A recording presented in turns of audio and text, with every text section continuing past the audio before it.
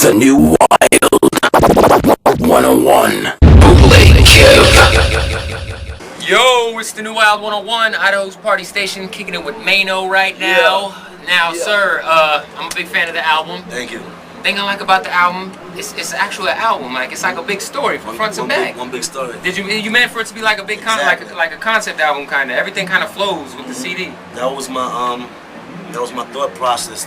That's what I wanted to give the people. I felt like nowadays people just throw songs together. So it's a lot of random singles on an album. Yeah, it was no concept. I wanted to take it back to when, like Ready to Die and stuff like that, and the Chronic, where the whole album was a concept, not just the singles, but the whole album fit in one big story. So that's what I did. Now, since the album came out, how has everything changed for you? Because before, you had the buzz. Now you got it out. You got the videos. You're getting your love now. It's beautiful. I'm blessed for me to be, right in the position that I'm in right now. It feels good to even get to the point to even put out an album. It wasn't so much about sales or whatever. It's just the fact that we're finally in a game. We're finally in a position where we can say that look what we done did. You understand? And we still got a lot of work ahead of us. I just finished doing a mixtape. It's called Unstoppable with DJ Kid. I'm shooting an actual mini movie to the album. Right now, just finished doing 5 videos. I did a video for Remember My Name. Oh, that's my song right there. Gangsta and Back to Life. Is BG gonna be in the Gangsta video? I'm going to New Orleans next weekend to finish Gangsta. But the mini movie is the same story as the album, but now visually, and I tie in all the videos together. Now I know you're from Brooklyn, and I don't know if you had the chance. A lot of the Blueprint 3 songs have leaked this week. Have you heard any of them? Nah, I haven't heard. I'm very disappointed right now. I'm like, they're trash. I can't even lie. Wow. And I'm a Ho fan, but I figured I'd ask you from Brooklyn. Wow. Now, like, wow. They're bad. Like, they're bad. They're bad. Like, really? I like DOA. DOA was cool. DOA was cool. Nah, it's a What about We Run the Street? Run This Town? Run This Town, yeah. See, that was I Got It. That was, it was the single. Nah, Right. it was 3 songs that leaked this week. I think I want to say all of them were produced by Timbaland. They were just the song with Drake leaked. That's garbage. Garbage, man. It's bad. It's bad. But like I said, you're from Brooklyn, so of course, Big's got to be one of your biggest influences. Definitely. Big is the person that made me feel like I can do this. So like, if you had to say your top 5 MCs personally, not like who you think is a politically correct list. Who are your personal top 5 MCs? So it's hard. I usually don't even answer that question. Biggie's got to be in there. Definitely. Big Pop, because. See, I feel like a lot of Pac in you, like you're you got that, like you could, like when you rap, it's truthful, it's like painful. Yeah, it comes from the stomach. Yeah. You're not the most lyrical dude, but like cats can feel you. So yeah, and I'm presenting my story for you to understand in straight sentences. I'm not here to be the lyrical wizard. That ain't what I do. Now, what was like? I know I heard a lot of stories. I listened to like the Juan Epstein with you and Rosenberg and them dudes about how you used to like stand out in front of Hot 97. Mm-hmm. Like, is it surreal to like be from there not too long ago to now? You're in Boise, Idaho, performing for people who never heard of you probably 6 months ago. It's even way much more surreal knowing that I used to be in a cell, just.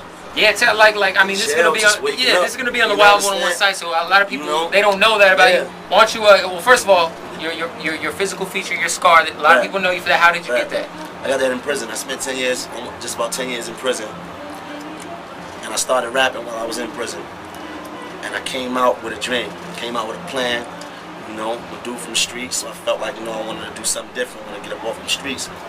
So I came out with this energy and this newfound talent that I had for writing rhymes. Definitely. And I came out and I put my best foot forward, and I started grinding and making it happen. And I was going to Hot 97 to meet the DJs, and and I would stand out there and wait for K-Slade. I would wait for DJ Enough, passing my CD, passing my music, and I just kept grinding. And here I am today. So my whole life is surreal. When I think about that, and I think about where I'm at today, right now, it's unbelievable. Now I know Lil Kim kind of helped you come up. What role do you think Kim played in your success? A lot. Kim helped me a lot. She actually put me on her. Before people heard I Hate Her, Naked Truth. Her last Naked album. Truth. Okay. Her last album, the last complete Lil Kim album that came out, which is Truth album on Atlantic Records. I was on that album, and you know, she held me down. I learned a lot from her. I learned a lot about recording. I learned a lot about the game from being around her. You know, she held me down, and you know, and then she went and did her time. And she came out, I was still, you know, hustling and grinding. And, so I heard a rumor that you guys might have, you know, I don't know. Nah, man, that's just a rumor. That's just a rumor. All right, and now I also wanted to ask you, you being one of the new cats in the game, there's a whole new movement. You know, the internet has kind of revolutionized the way people get their music. Like, I remember when I was a kid, Tuesdays used to be the shit because you'd be waiting for that album to drop because you never heard it. Now it's like you get it 2 weeks ahead of time. You don't even need those Tuesdays. But as far as the new artists, like, what are some newer dudes that are coming out that you're feeling right now? I don't know. I feel whatever's hot. There's nobody in really particular. Because a lot of people that's new to a lot of people is old to me. Right. You know what I mean? Especially coming from New York, where a lot of dudes been doing their thing for a minute.